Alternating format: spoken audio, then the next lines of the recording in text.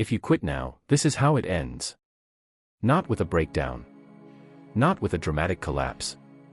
Not in a way that anyone else notices. It ends quietly.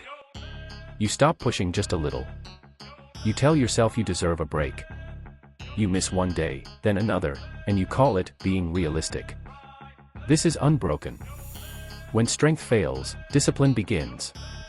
Quitting almost never feels like quitting in the moment. It feels reasonable. It feels justified.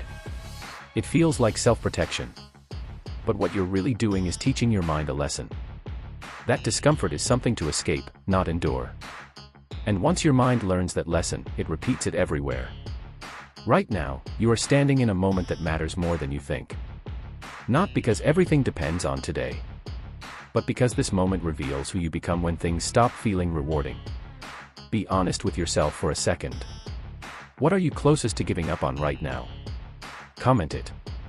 Not for motivation, for awareness. Because what you name, you can confront. And what you avoid naming controls you. People don't quit because they're weak.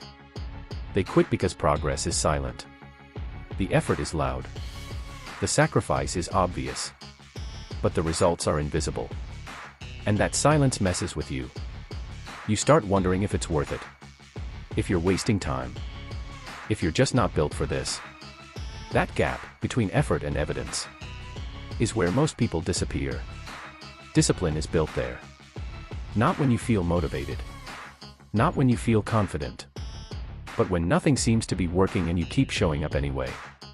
Every time you don't quit, something internal shifts. Your standards rise. Your tolerance for excuses drops. Your identity starts changing quietly. You stop asking, "How do I feel today?" and start acting based on who you're trying to become. If you've ever stayed consistent through a phase where quitting felt logical, comment what helped you keep going. Someone watching this needs proof that staying works. Here's the truth most people learn too late. Quitting doesn't remove the desire. It doesn't erase the goal. It just turns it into regret. Weeks later, you remember exactly where you stopped. Months later, you wonder how far you'd be if you hadn't. Years later, it becomes a quiet question that never fully leaves you. What if I stayed? The pain you feel right now has a limit. Regret doesn't. Every skipped rep. Every delayed decision. Every promise you broke to yourself. They don't disappear. They stack. But discipline stacks too, if you choose it.